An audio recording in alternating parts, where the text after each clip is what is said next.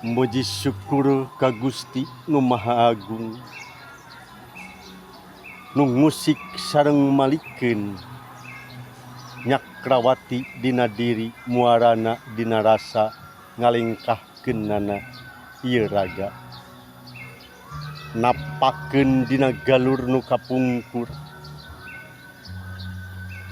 nyamper sajarah dinu ayeuna lumampah sangkan ngajantenkeun pageuing sareng pangeling-eling yen urang teu ngahilapkeun kana sajarah anu utama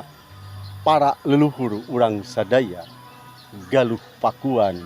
pajajaran terdaping Siliwangi nu nanjeur salawasna anu nanjeur dina asmana dugikeun ka jaman kiwari mugia seueuh siwi rondeyan akhir zaman